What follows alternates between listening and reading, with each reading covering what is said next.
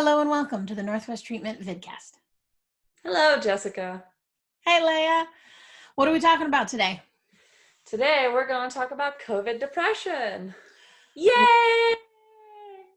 Right. We wanted to talk about basically a resurgence of depression and depressive episodes that have been happening because of everything, both COVID and the pandemic, with the political situation, and with systematic racism and the protests. So we're not necessarily going to talk about specifics on what's going on. Those are some other videos we've captured. But we do want to talk about the effects that they're all having on us, which can be that depressive kind of thing happening right now. And anxiety. I think we're going to focus on the depression piece, but the anxiety and the depression, I think, go really well together. Very much so. They're often hand in hand to some degree. And there's just been across the board an increase in mental health issues.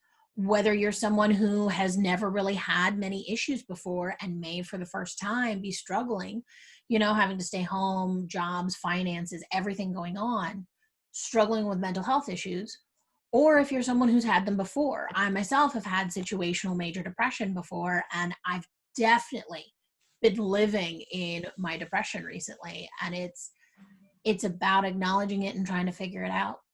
Yeah, it's been pretty difficult. And so actually, in talking with what Jessica's talking about, let's go over some of our skills that we already have to help you with your depression, right? Like one of the things for you is taking a walk in the evenings to help you decompress, right? Right. It's something that I found is very helpful for myself, is going for a quick walk, doing some kind of physical movement. And one of my skills personally is making sure that I sweat. It helps me kind of get a lot of the anxiety out of it. One that we don't talk about is also, for me at least, food. My mood is extremely linked to food, and not as a way to monitor in the way of like, I'm going to not eat as much cookie dough, but just being aware if I eat the entire batch of cookie dough I made, I might need to look at that a little bit more. Right. Or maybe increase your workout a bit. Or maybe increase the workout a bit. Right.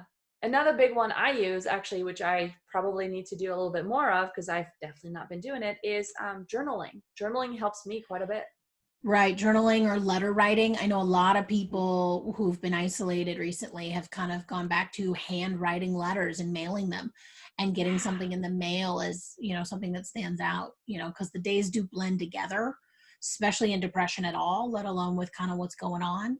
So the hope is that any of you that have had depressive episodes or anxiety in your past, try to remember what worked for you. And if you need to, literally write them down on a piece of paper, type them out, keep them on your phone, right? Like a checklist. I'm not feeling good today. What have I done? Let me look at my list. Oh, I need to drink a glass of water. Wait 10 minutes, eat a piece of cheese. Wait 10 minutes, walk around the kitchen 10 times. Like, coming up with something that you can just work on, and it's difficult. And there's some people that are, completely isolated on their own. There's some people that have a lot of family around and it's great. And there's some people that have family around and it's not great. So try to, reach out to people. One of the things that we've been doing is that I don't think Jessica minds that here comes the bus, Jessica. I don't think that Jessica minds that I'm going to share it, but one of the things that Jessica and I do is that we have time scheduled twice a week to check in with each other.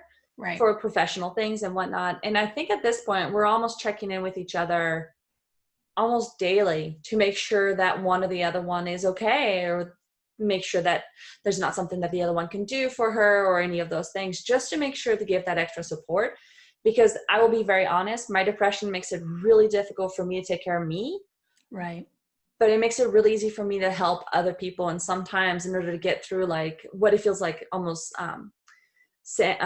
quicksand for me, right. It's a lot easier for me to focus on somebody else and help them, and that it usually helps me kind of move myself out of that quicksand feel that I have with my inability to move myself forward. Right. It gets you a little bit of that productivity. It gets you a little bit of connection there, and we're really connection starved right now. And so it's one of those that if you ever struggle with any of this, and someone else that struggles, reach out to them. If you're someone that's not currently feeling depressed, maybe you're a little lonely, but you're not feeling very mentally challenged as far as an illness goes right now, maybe make a point and reach out to old friends, reach out to coworkers, if you have that energy to spare. There's definitely, we are doing better as a country, as people, in acknowledging mental health is around and needs Yes. help, but it's still a long ways to go. And there's definitely been big increases statistically on calls into suicide lines, calls into things going on, with June being Pride Month, a lot of issues with transgendered individuals, with people not having supportive families, with everything going on with the systematic racism, having hard conversations with that uncle that we may not like that much. This stuff is hard. And it's okay that it's hard, but we do want to find ways to support each other. So actually, I found something that I wanted to share with everybody. I listen to the podcast Life Hackers. I love it. I think it's great. It talks about everything of just like how to make your life a little bit better. And it's great. It's good entertainment, or it has actually things that I've used in the past. And this past week or the week before, I cannot remember, they had on the host of the podcast, the Hilarity of Depression podcast or something along those lines. And we'll link it down below so you guys can see it. I have started binging his podcast, and it's amazing. It talks about all the different facets of depression and what it looks like, what it isn't. A lot of times I felt like my depression was never talked about in movies. Right? Because like, it's always that idea of like women just never get out of bed and you're just laying in bed forever. And I'm like, that's not me. Like I don't. And at one point, Jamila Jamil actually was on, and she was talking about how for her, it was just like this fiery ball of like anger.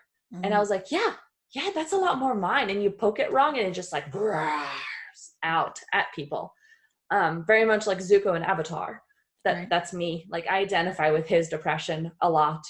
And it's interesting for me to be listening to this podcast now, especially in the time that we're currently in, because I'm like, oh, you're validating my story. And sometimes that's a lot of what we need. It's just this like validation of, you're not crazy. This is ridiculous times that we're living in. We're no longer in crisis mode. Let's be honest. Crisis mode was a month ago. This is just ridiculous. Like it's still surreal. It is still fight or flight that we're still tapping into. We can't get out of that cycle. No. Because there is a pandemic going on with new data coming every day. And I think we, as a world, we have passed 500,000 deaths related to COVID. And it's a scary, real thing, but it's also an intangible thing. There's nothing in front of us unless we know someone who's had to deal with it.